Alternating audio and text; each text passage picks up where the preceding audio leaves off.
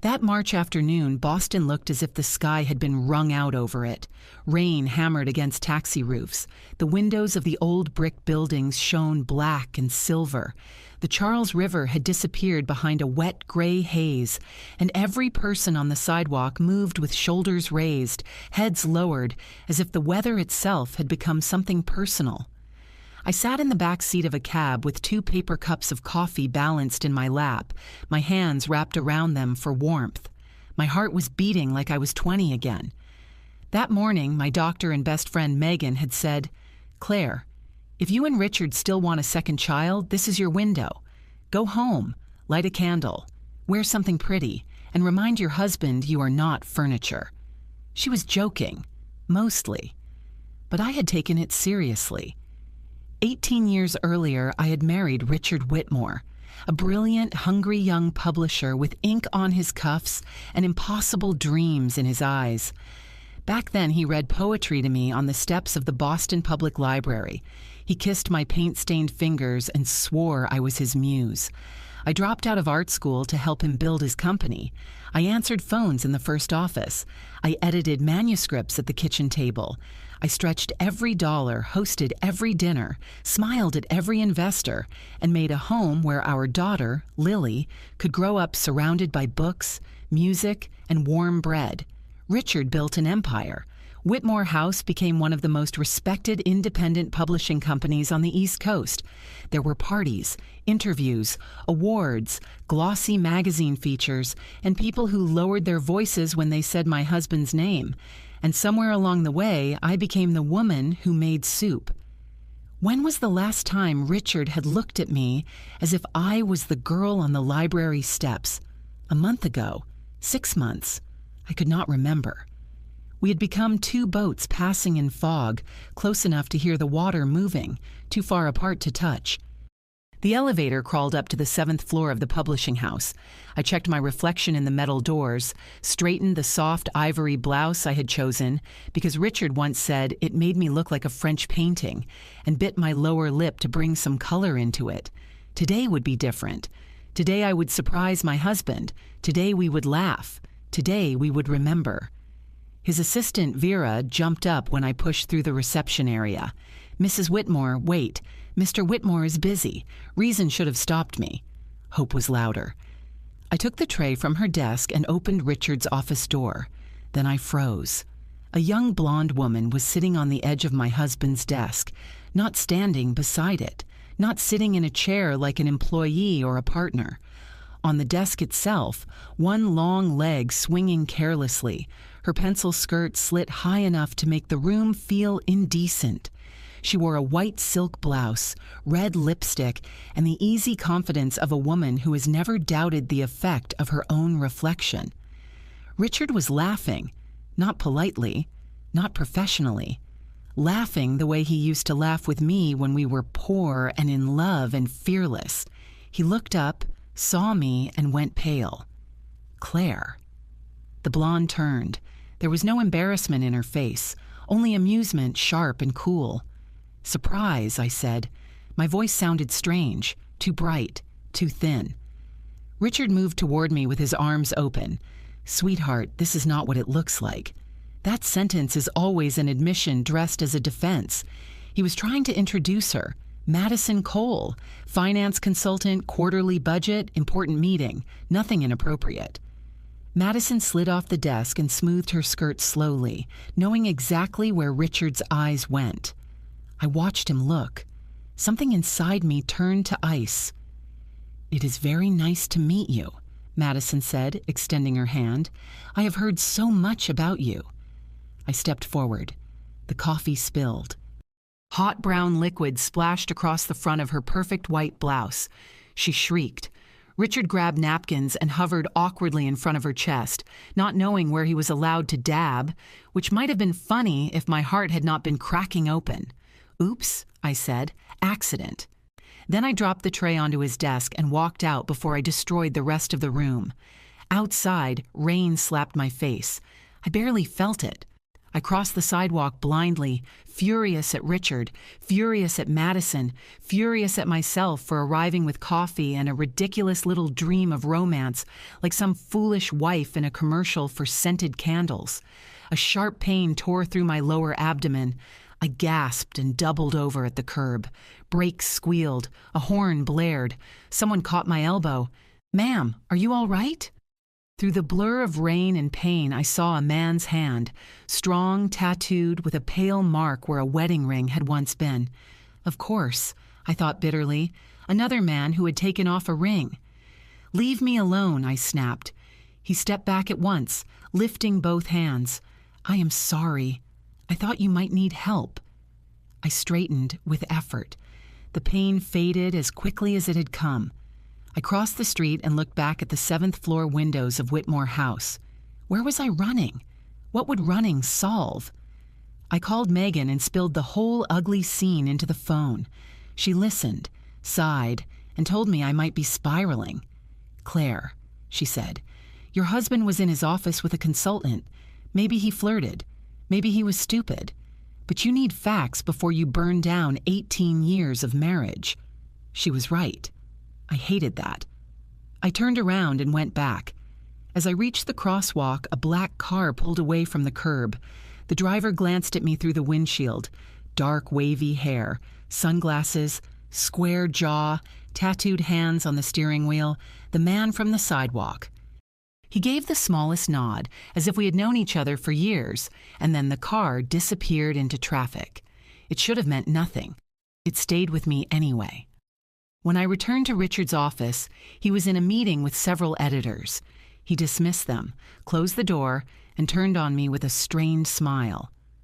"What is happening to you, Claire?" That question, spoken as if I were a problem to manage, made my anger flare again. I demanded to know who Madison was. He opened his laptop and showed me spreadsheets, budget notes, timestamps. There it was. Work. Actual work. I felt humiliation heat my cheeks. "You see," he said gently, "you misunderstood. Maybe I had." But his gentleness lasted only as long as my apology. Then he pulled a credit card from his wallet and slid it across the desk. "Go buy yourself something nice. You look tired." I stared at the card. That was what I had become in his eyes, a tired wife to be repaired with shopping. He hugged me before I could answer. His hands moved over me with a careless ownership that made my skin go cold. Not desire, not tenderness, habit. I pulled away. I have to go. In the reception mirror, I saw myself. Hair damp, blouse twisted, cheeks flushed, bow at my neck hanging loose. A room full of editors tried not to stare. I walked to the elevator with my head high and shame burning under my skin. For the next few days, Richard behaved perfectly. Flowers, early dinners, kisses on my forehead, charming apologies. He was careful with me, attentive enough that I began to wonder if I had invented the danger. Maybe 18 years of marriage simply made people lazy. Maybe he had been flattered by a young woman's attention and nothing more. Maybe I had been lonely enough to turn a silly office scene into betrayal. Then came the dinner. Richard had invited a potential partner to our house, a wealthy investor with international connections. It was supposed to be an important evening for the company. I spent the day cooking, setting the veranda table, polishing glasses, and pretending my abdomen did not keep tightening with strange, stabbing pain. Our house in Brookline was beautiful because I had made it beautiful. The garden, the linen curtains, the warm kitchen, the shelves arranged by color in the reading room. Richard paid for it, yes, but I had given it breath. Lily came into my bedroom while I was trying to fix my hair. "Mom, you are not wearing that, are you?" She was 17 and already knew how to make disappointment sound casual. "What is wrong with it? You look like the catering staff." The words cut deeper than they should have. I had raised a sharp daughter. Not cruel, exactly, but used to seeing me as the background of her life. The woman who cooked, cleaned, waited, absorbed moods, and apologized first. She pulled a black dress from my closet and tossed it onto the bed. "At least wear this." Before I could answer, the doorbell rang. My mother-in-law, Eleanor, swept past me toward the front door before I could get there. She had returned from the salon smelling of expensive perfume, diamonds at her throat, silk whispering around her elegant body. Eleanor was nearly 70 and somehow looked more alive than I did at 37. "The ice has melted," she said over her shoulder. "Go check the champagne." Something about the instruction felt wrong. I went to the veranda. The ice had not melted. It had barely begun to sweat. Eleanor had lied to get me away from the door. When I returned, Richard was greeting the guests. Madison was one of them. She wore emerald green and looked at my house as if she were already deciding what she would change. And beside her stood the man from the street. Without sunglasses, his eyes were gray. Not flat gray, storm gray, river fog gray. The kind of eyes that make you feel observed, not watched. Richard introduced him as Daniel Mercer, an investment advisor and private collector. Daniel took my hand. "Mrs. Whitmore." His voice was low, calm, and formal. "Claire," I said. His fingers closed around mine for only a second. Warmth moved up my arm so suddenly I almost stepped back. Dinner should have been ordinary. It was not. Madison sat beside Richard and laughed too loudly at everything he said. Eleanor praised her intelligence, her style, her discipline. Lily studied Daniel's tattoos with open fascination. I moved between kitchen and table, serving food, clearing plates, refilling glasses, trying to ignore the pain blooming again low in my abdomen. It was one of those dinners where everyone speaks politely and somehow every sentence has teeth. Madison complimented the house, but her eyes moved over the furniture as if she were appraising it for replacement. Eleanor told her where we had bought the dining chairs, then added that I had insisted on the curtains, even though they were a little old-fashioned. Richard corrected the year Whitmore House had signed its first major author, even though I remembered the date because I had been nursing Lily with one hand and formatting the contract with the other. No one asked what I remembered. That was the shape of my life, if I was honest. I stood close enough to every important moment to carry it, but far enough away that no one thought to put my name on it. Daniel noticed. I saw it in the way his eyes followed me when I rose to refill Madison's glass. Not with pity. I would have hated pity. With attention. Like he was watching a painting reveal itself, layer by layer. Lily tried to impress him with questions about his tattoos. She had been cold to me all afternoon, but with him, she became bright and animated, a version of herself I had not seen in months. "What does that one mean?" she asked, pointing at the ink near his wrist. Daniel smiled. "That one means I was 22 and thought foreign symbols made me mysterious." Lily laughed so hard she covered her mouth. I stood with a serving spoon in my hand, startled by the sound. My daughter still had that laugh in her. Somewhere under the college applications, the moods, the slammed doors, and the sharp comments, my little girl was still there. Then Eleanor's voice cut through the warmth. "Claire, the sauce is getting cold." I returned to the kitchen before anyone could see my face. At one point, I reached for a serving dish on a high shelf. My hair fell into my face. "Need help?" Daniel asked from behind me. "I can manage." He did not argue. He simply took the clip from the shelf and gathered my hair gently at the back of my neck. His fingers brushed my skin. Every nerve in my body woke. "What are you doing?" I whispered. "Helping," he said. It was nothing. It was everything. Later, in the living room, Richard's prospective partner admired the paintings on the wall. "Who is the artist?" Eleanor laughed lightly. "Oh, that is just Claire's hobby. Just. That word can erase a person when spoken with enough confidence." Before I could disappear into myself, Daniel stepped closer to one canvas. It was a lonely pine tree against an orange sky, surrounded by black stones. "This is not a hobby," he said. The room went quiet. He studied the painting for a long time. "Loneliness," he said. "Endurance.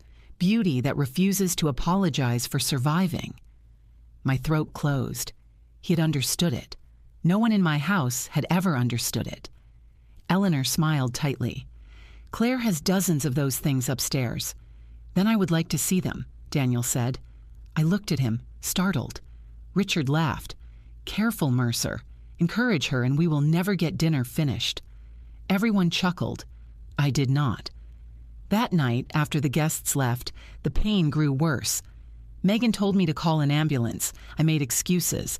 Lily was hungry. Richard was at a conference. Eleanor was out with friends. Dinner had to be made. The next day, I tried to behave as if nothing had shifted. That was my talent. Not painting, not cooking, not arranging flowers or smoothing over Richard's moods. My real talent was continuing. The house needed groceries, so I ordered them. Lily had tutoring, so I reminded her. Richard needed his blue shirts from the dry cleaner, so I picked them up. Eleanor complained that the guest towels in her bathroom were too rough, so I ordered softer ones and hated myself for doing it. All the while, Daniel's voice stayed in my head. Loneliness and endurance. Beauty that refuses to apologize for surviving. I repeated those words while folding laundry, while washing the wine glasses, while standing in my closet looking at clothes that had been chosen to make me look appropriate instead of alive. By evening, the pain had become a dull animal inside me, sometimes sleeping, sometimes lifting its head and biting. Megan called 3 times. I ignored the first 2. On the third, I answered and lied. I am fine. You sound like you were trying to pass a kidney stone while hosting a tea party. That almost made me laugh. Then the pain twisted and I gripped the counter. Claire, she said, suddenly all doctor, tell me exactly where it hurts. I described it badly. Low, left side, sharp, then dull, then sharp again, nausea, sweating. She swore softly and told me to go to the emergency room. I looked at the clock. Lily would be home soon. Richard was in New York for the conference. Eleanor had not told me where she was going. There were chicken cutlets in the pan, salad half made, and a house that seemed to require my hands in order not to collapse. I cannot leave right now. Yes, you can. I will call Richard. Do that. And if he does not answer, call an ambulance. I promised. Then I put the chicken back on the stove. I remember the skillet smoking. I remember Lily complaining that the meat was overcooked. I remember calling Richard and hearing him say, Claire, I am busy. Can this wait? I remember calling Eleanor next. She sounded annoyed before I even spoke. Claire, this is not a good time. I think something is wrong. With what? With me. She sighed. You do have a flair for drama. I pressed one hand against the counter and tried not to fall. Can you come home? There was a pause, and then her voice changed. Not warmer, more practical. Daniel is supposed to stop by for the pine painting. If he comes before I get there, do not give it to him. I need to handle the price. The price? But she had already hung up. That was when fear began to break through the habit of obedience. What price? What had Eleanor been handling? I tried Richard again.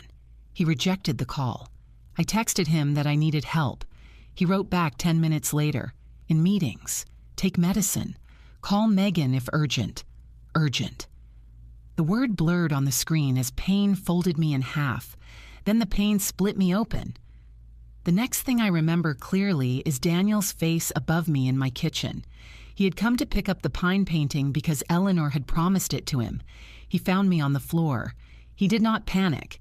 He called 911. He held my hand in the ambulance. He gave the doctors my name when I could not speak.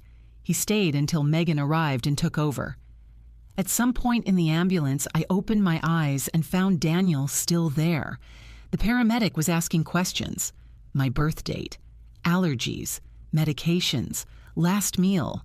I could answer some and not others. Daniel answered what he knew and admitted what he did not, with a steadiness that made the bright, terrifying space inside the ambulance feel less unreal. I was embarrassed by that, even half-conscious, even sweating through my blouse, even curled around pain. I was embarrassed that a man like Daniel had found me on the kitchen floor. My hair must have been a mess. My face must have looked gray. The house must have smelled of burned chicken. Lily had been crying in the hallway, her anger stripped away, leaving a frightened child who kept saying, "Mom, I did not know, I did not know." Daniel leaned closer. "Stay with me, Claire." I wanted to tell him not to look at me like this. Instead, I held his hand. His thumb moved once across my knuckles. I carried that touch with me into the dark. It was a ruptured ovarian cyst with internal bleeding. Emergency surgery. When I woke, my mouth was dry, my body heavy, and Megan was sitting beside my bed with eyes red from anger. "You could have died," she said. I tried to smile, but I didn't. She did not smile back. "Your husband did not answer the first 5 times I called. He is at a conference." There was a woman's laugh in the background when he finally picked up. I closed my eyes. Madison. "Maybe not," Megan said, but she did not believe herself. Richard arrived later, rumpled and irritated under his concern. "Sweetheart," he said, kissing my cheek, "you scared us." Then, before I could answer, he sighed. "This is really inconvenient. I had an entire week planned." Megan made a sound like she had been slapped. I turned my face toward the window. 18 years. I had given him 18 years, and my near death was inconvenient. Megan came back into the room after pushing him into the hall. Her face was white with rage. "I swear," she said, "if I were not a doctor, I would have committed a crime in that corridor." I tried to laugh, but it hurt my stitches. "Do not make me laugh. Then stop marrying men I want to hit with medical equipment." I looked at the ceiling. I thought he loved me. Megan's anger softened. Maybe he did once. That was worse somehow. Easier to hate a man who had never loved you. Harder to admit love could rot slowly while you kept watering it. She took my hand. "Claire, listen to me. You are not weak because you stayed. But you will become weak if you keep pretending this is enough." I closed my eyes. I was too tired to argue. After Megan pushed him out of the room, I cried silently into the hospital pillow.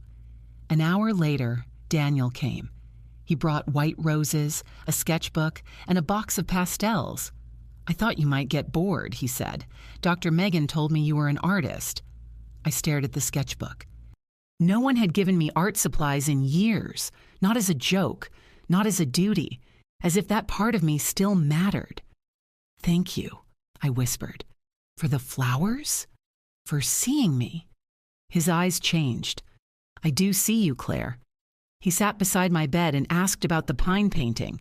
I told him it was a self-portrait, one tree standing among stones, alone but unbroken. "You are not broken," he said. "You do not know that. I know what I see." His hand rested near mine on the blanket. Our fingers touched by accident, or perhaps not by accident at all. My body responded with a strange, frightening warmth. I was a married woman lying in a hospital bed after surgery, and one gentle touch from a man who was nearly a stranger made me feel more alive than years of my husband's hands. Daniel stood first. I should go. "Will you come again?" I asked before pride could stop me. "If you want me to?" I did. I returned home 5 days later. For a while, my family transformed itself. Richard met me with peonies, my favorite flowers. Lily cried into my shoulder and said she was sorry for being awful. Eleanor kissed my cheek and called me dear. There was soup on the stove and clean sheets on the bed. Everyone moved carefully around me as if kindness had finally found our address. I wanted to believe it. I wanted that so badly. The first night back, I slept on the living room sofa because the stairs tired me. Richard sat beside me until I drifted off, one hand resting on my shoulder with careful tenderness. When I woke around midnight, his hand was gone. The room was dark except for the blue light from his phone in the hallway. He was whispering. I could not hear the words, only the tone. Soft, young, alive. I told myself it could be work. I told myself suspicion had made me cruel. I told myself recovery twisted everything. In the morning, he brought me tea and kissed my forehead. I almost believed him again. That was the most humiliating part. Not that he lied. That part of me kept volunteering to be deceived because the truth would require me to move. Daniel texted every morning. "How are you feeling? Did you open the sketchbook? I saw the sunrise over the Charles and thought of your colors." I answered politely, briefly, then waited for the next message like a girl waiting for a love letter. On the fourth day, I opened the sketchbook.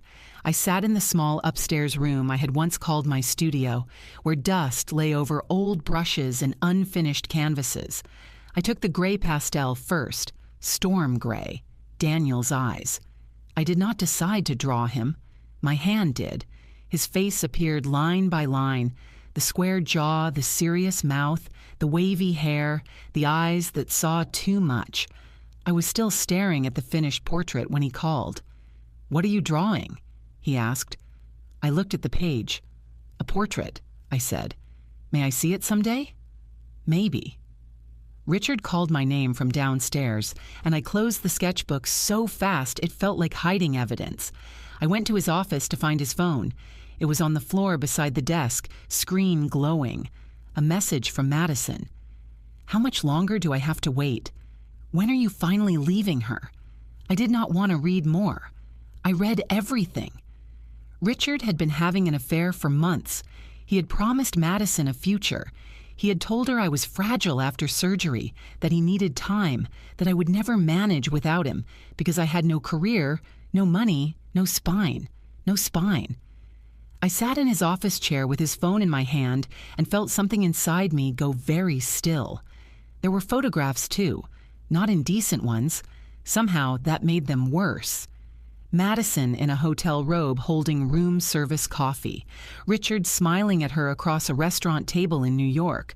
A blurred picture of two shadows on a sidewalk, his hand at the small of her back, protective and intimate in a way I had not felt from him in years.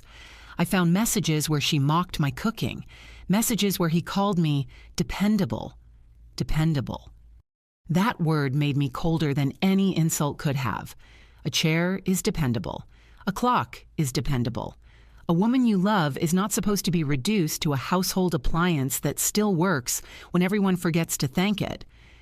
I put the phone back exactly where I had found it. For an hour, I sat in the studio with my hands in my lap. I did not cry. I think my body had decided it had already wasted enough water on Richard Whitmore. When Richard came in, I handed him the phone. He did not deny it well. Men like Richard are excellent with language until truth enters the room. He called it a mistake, then a weakness, then a complicated situation. Then, when I would not cry the way he expected, he became irritated. "Claire, be realistic. You have been unhappy too, because you were betraying me, because we grew apart. You grew toward a 26-year-old in silk." His mouth hardened. "Do not be vulgar." That was when I laughed. A small, cold laugh I did not recognize. For the next week, I said nothing to anyone. I watched him. I watched Eleanor. I watched the way Lily softened toward me, and the way Richard tried to perform husbandly devotion while checking his phone in the pantry. Silence is strange when it is chosen. For years, my silence had been fear. Fear of being difficult, fear of ruining an evening, fear of making Lily uncomfortable, fear of forcing Richard to admit what I already felt. But that week, silence became a room where I could listen. I listened to Richard compliment my soup and then text under the table. I listened to Eleanor tell a friend on the phone that I was fragile and dramatic after surgery. I listened to Lily ask if I wanted help with dishes and then look surprised when I said yes. I listened to myself most of all. The old Claire would have confronted Richard immediately, sobbing, demanding, begging him to choose her. This Claire waited, not because she was calm, because she was learning the difference between reaction and decision. Then Daniel came for the pine painting. Eleanor tried to intercept him. I heard her in the foyer, bright and false, telling him I was resting and the painting was not available after all. I came downstairs in my robe. "It is available," I said. Eleanor's face tightened. Daniel looked at me, then at the painting. "I brought the payment," he said. "Payment?" Eleanor moved too quickly. "We can discuss that later." "No," I said. "We can discuss it now." Daniel frowned. "Mrs. Whitmore, I paid your mother-in-law for several of your paintings over the last 2 years. She told me you preferred privacy and asked her to handle the sales." The room tilted. "Several paintings?" Eleanor's lips thinned. It was not like that. Daniel named the amounts. Thousands of dollars. For work I had been told was worthless. For canvases Eleanor had carried out of my studio, saying a friend liked my little hobby. Richard arrived halfway through the conversation and exploded, not because his mother had stolen from me, but because Daniel was in our living room. "Who the hell do you think you are?" "Someone who appreciates your wife's work," Daniel said. "My wife does not need a savior." "No," I said quietly, "but she did need a witness." Richard turned on me. "Claire, do not embarrass yourself." I looked at the man I had loved at 20, the man I had served at 30, the man who had planned to discard me at 37 and tell himself I had forced his hand by aging. "Get out," I said. He stared. "Excuse me? Get out of this house. This is my house. Mine too. 18 years of mine. Every meal, every room, every party, every lie I swallowed to keep your name clean." He stepped toward me, but Daniel moved first. "Do not touch her." Richard sneered. "What are you? Her lover?" "No," I said. "He has never touched me the way you touched Madison." Richard's face changed. "So you know?" "Yes." For the first time, he looked afraid. He left that night with a threat on his tongue. "You will regret this. Without me, you are nothing." The door slammed. The house shook. Lily had heard everything. She stood at the top of the stairs in an oversized sweatshirt, one hand gripping the railing, her face pale. For a second, I saw her at 5 years old, standing in that same place after a nightmare, waiting for me to come up and carry her back to bed. "Mom," she whispered. I wanted to say something reassuring. Nothing came, because for once, I did not know how to make the house feel safe. Eleanor disappeared into her room and shut the door. The silence after all that shouting felt enormous. Daniel stood in the silence with violet flowers in his hand. He had brought them for me, he said, because white roses felt too formal and peonies felt too close to my old life. "Violets are modest," he said, "but sincere." That nearly broke me. He told me he had loved my paintings before he knew my name, that he had bought them because they made him feel less alone, that when he realized I was the artist, everything in him had fallen into place with terrifying certainty. "Claire," he said, "I think I have been looking for you for years." "No," I whispered. "Yes. You do not know me. I know the part of you everyone else tried to bury." I shook my head, stepping back. "I cannot. I do not know how to be loved. I do not even know who I am outside this house." "Then find out," he said. "I will wait. Do not wait. I will." I asked him to leave because if he stayed, I would have reached for him. After he was gone, I sat on the living room floor with the violets in my lap and understood that in one day I had lost my marriage, my illusions, and the comfortable misery I had mistaken for safety. Lily came down the stairs slowly. She sat beside me on the floor without asking. For a long time, we said nothing. Then she leaned her head against my shoulder. "I hate him," she said. "No," I answered automatically. She lifted her head and stared at me. "Mom." I stopped. The old reflex had risen in me before thought. Defend Richard. Smooth the damage. Make sure Lily still had a father she could admire, even if I had to bleed quietly to keep the portrait clean. I took a breath. "You are allowed to be angry," I said. "Are you?" The question found the softest place in me. I looked at the violets. I think I am just learning how. For 3 days I stayed in bed. Lily brought food. She sat beside me and cried, not loudly, not dramatically, but with the quiet shame of a child old enough to see what she had helped become. "Mom," she said on the 4th morning, "get up, I cannot, you can." I looked at her. "Your father is leaving me. Your grandmother stole from me. I am 37 years old with no degree, no real job, and no idea how to start over. Lily took my hand. You are an artist. I laughed bitterly.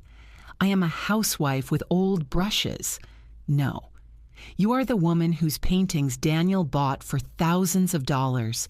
You are the woman Dad was afraid to let become visible.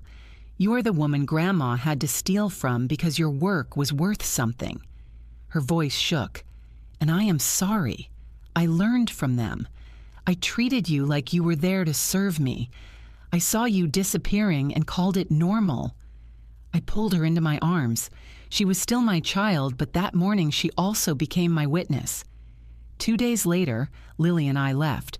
We packed clothes, documents, my sketchbooks, my paints, and the few pieces of jewelry Richard had not chosen for me.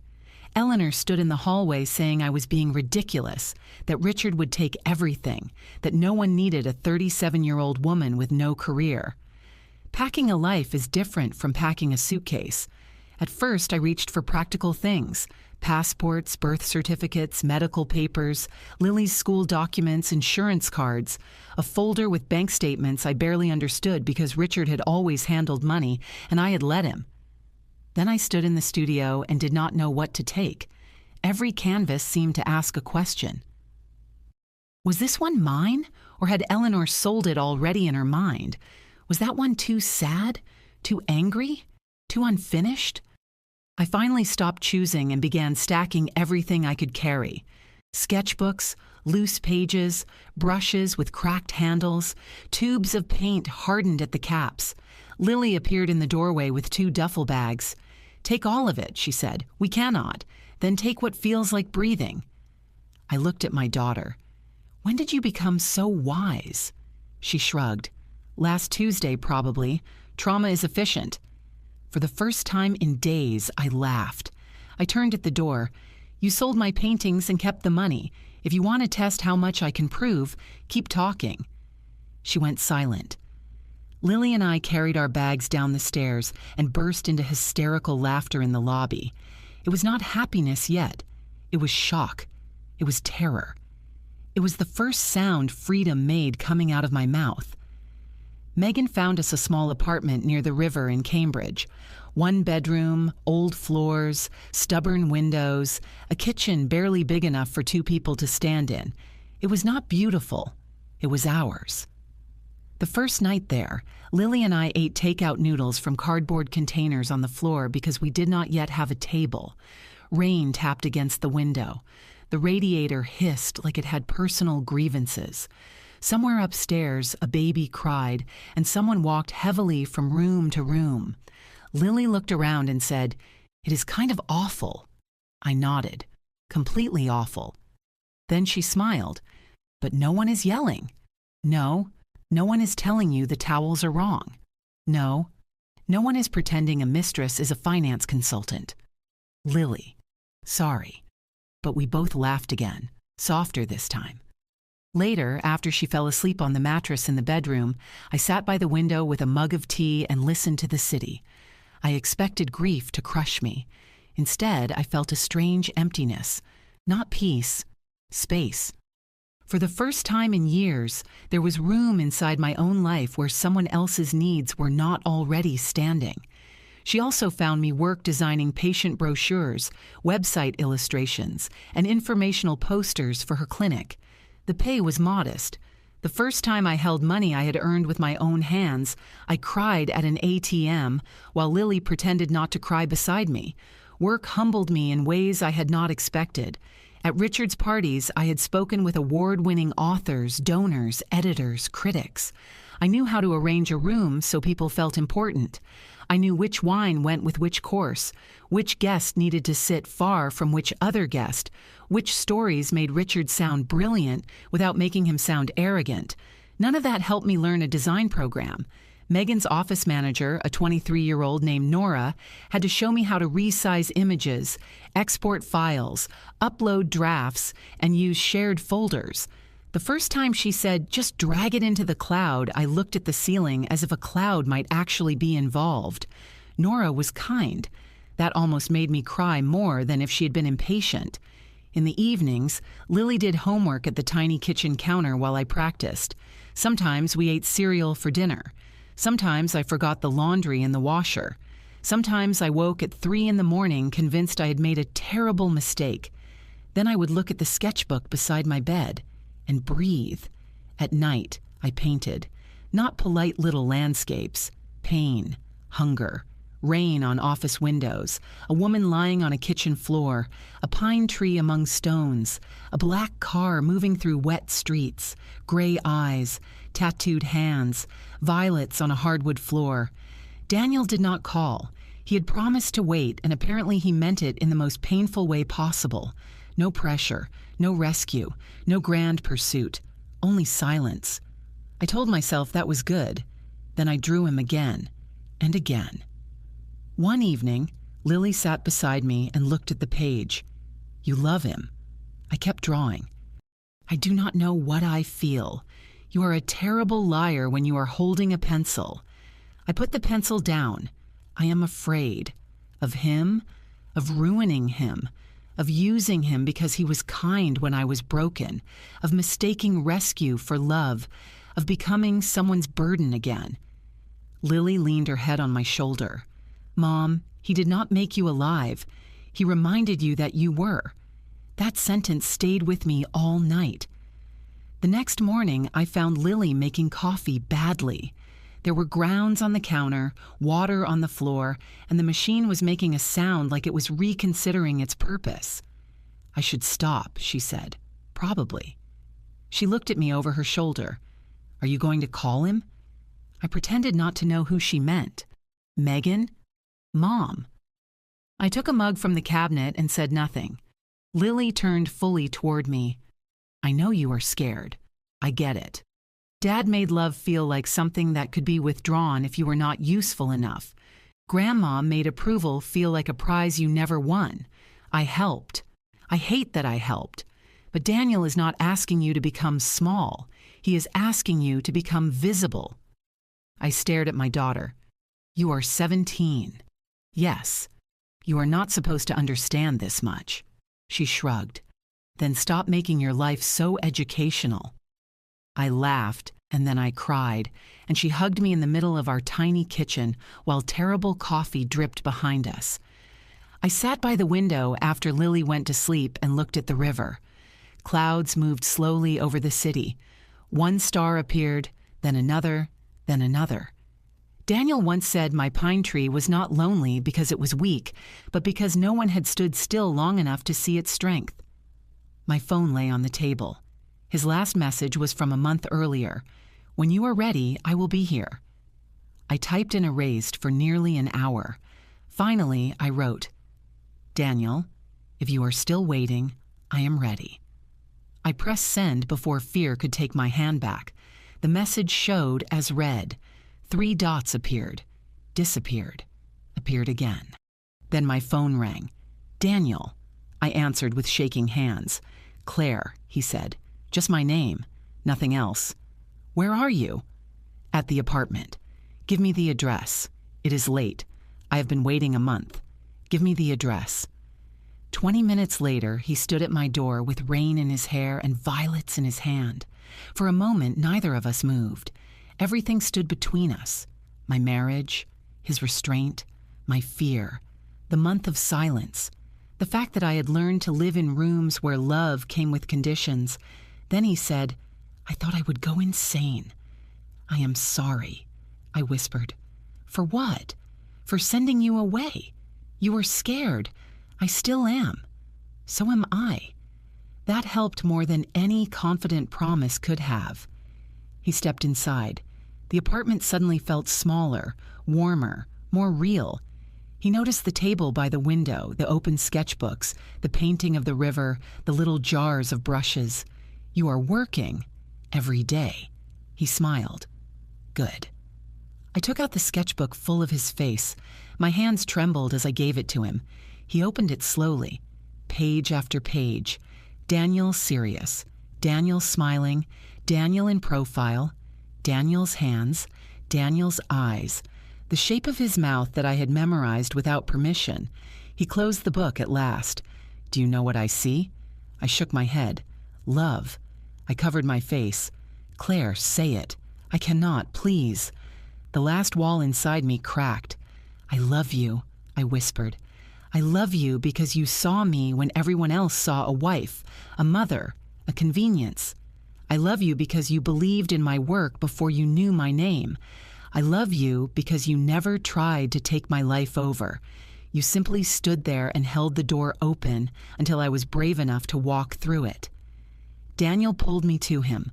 The kiss was not gentle at first. It was a month of waiting, years of loneliness, every unsent word, every hidden drawing. His hands went into my hair. Mine went around his neck. My body, which had been asleep for so long I thought it had forgotten how to wake, answered him with a heat that frightened and freed me at the same time. When we finally pulled apart, he rested his forehead against mine. I love you too, he said, more than I know what to do with. I am not easy to love. No one worth loving is easy. I laughed against his chest and cried at the same time. That night, he did not stay in the way people might imagine. He stayed until I stopped shaking. He sat with me and Lily at the tiny kitchen table, drinking tea from mismatched mugs. He asked my daughter about school. He asked me about work. He treated our little apartment not like a sad temporary shelter, but like the beginning of a life. After Lily went to bed, Daniel and I sat by the window. The city outside was damp and silver. Cars hissed along the wet street. Somewhere in the building, pipes clanged. In my old house, there had been space, polish, expensive silence. Here there was noise and peeling paint and a draft under the door. I was happier in that chair than I had been in years. Daniel noticed the portrait of him half hidden beneath a stack of papers. You really did draw me every night, almost every night. What happened on the nights you did not? I drew myself. He looked at me. May I see? I hesitated, then pulled out a smaller sketchbook. The pages were harder to show him than his portraits. There I was in fragments, my hands holding a cracked cup, my feet on a cold floor, my face without makeup, older than I wanted it to be, but honest. A body that had survived surgery. A woman sitting with her back to a door that had finally closed. Daniel turned the pages slowly. These are powerful. They are ugly. No, Claire. They are truthful. I sat very still. All my life I had been praised for making things pleasant. A pleasant table, a pleasant home, a pleasant wife. No one had ever looked at my pain and called it powerful. Daniel did. And some locked part of me opened another inch. Before he left, he looked at my paintings stacked against the wall. I want to show these. Show them to whom? Everyone. Absolutely not. He smiled. Absolutely yes. Daniel knew gallery owners, collectors, critics, people I had only seen in newspaper columns. I told him I was not ready. He told me readiness was often fear wearing a respectable coat. Preparing for the show nearly broke me in a different way. Not because Daniel pushed too hard. He did not. He arranged meetings, made calls, introduced me to a gallery owner named Elaine Porter, and then stepped back each time so I could answer for myself. Elaine was elegant, blunt, and terrifying. She walked around my apartment looking at canvases stacked against walls, under the bed, behind the sofa. You have been hiding a body of work, she said. I have been raising a family. Those are not mutually exclusive crimes. I did not know whether to laugh. She selected 25 pieces in under an hour. The lonely pine, the kitchen floor, the storm over the river, the woman without a mouth, the violets, the 2 trees growing from black stone. When she left, I sat on the floor surrounded by empty spaces where paintings had been. The apartment looked naked. So did I. Lily found me there and sat beside me. Regretting it? Terrified. Good. Good? Means it matters. I looked at her and wondered if all children eventually become the people who say the thing their parents most need and least want to hear. 3 months later, I stood inside a gallery on Newberry Street surrounded by 25 of my paintings. My name was on the wall, Claire Whitmore. For a second, I could not breathe. Megan hugged me and whispered that she had never been prouder. Lily cried openly. Daniel stood a few feet away in a dark suit, watching me with an expression that made every year of invisibility feel less permanent. People came. Actual people. They stopped in front of my work. They leaned closer. They whispered. A woman cried before the painting of the Lonely Pine. A man stood for 10 minutes before the kitchen floor canvas. A young couple argued softly about whether the two trees in the final painting were lovers, mother and daughter, or one woman, before and after. "They see you," Daniel said. I was trembling so badly I nearly spilled champagne on myself. Then he led me to the far wall. There was a painting covered by black cloth. "What is this?" "A surprise." He pulled the cloth away. It was a portrait of me. Not the woman Richard had photographed at charity dinners. Not the woman Eleanor had corrected at tables. Not the woman Lily had once dismissed as background. This woman stood barefoot by a window with a brush in her hand, hair loose, face lit from within. Her eyes were alive. Her shoulders were straight. She looked unfinished in the best way, as if the future had just entered the room. I could not speak. "This is how I see you," Daniel said. "Free." Tears slid down my cheeks.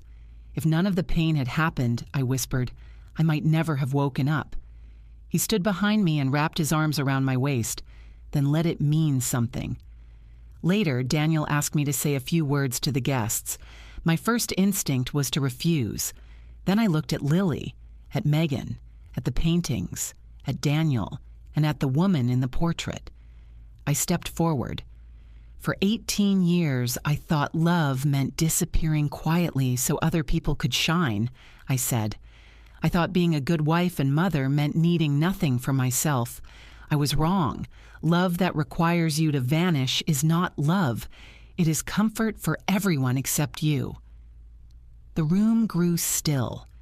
This show is about losing yourself and finding the courage to come back. It is about pain, yes, but it is also about resurrection, about the moment you realize you are not too old, too late, too broken, or too ordinary to begin again. My voice shook, but it did not fail. I looked at Daniel. Sometimes the person who saves you does not rescue you. Sometimes they simply see you so clearly that you remember how to stand. Applause rose around me. I turned to Daniel with tears on my face. "I am ready," I said. "For what?"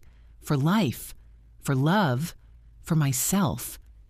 He kissed me in front of everyone. For the first time in my life, I did not feel ashamed of being wanted. Outside, Boston glowed in the soft summer night. The river carried the city lights in broken gold lines. My paintings hung on clean, white walls. My daughter stood proud beside my best friend. The man I loved held my hand, and the Lonely Pine finally understood. It had never been weak. It had only been waiting for the light. If this story touched your heart, stay with us for more emotional life stories about love, betrayal, healing, and second chances. Sometimes the life we lose is only the one that was never truly ours.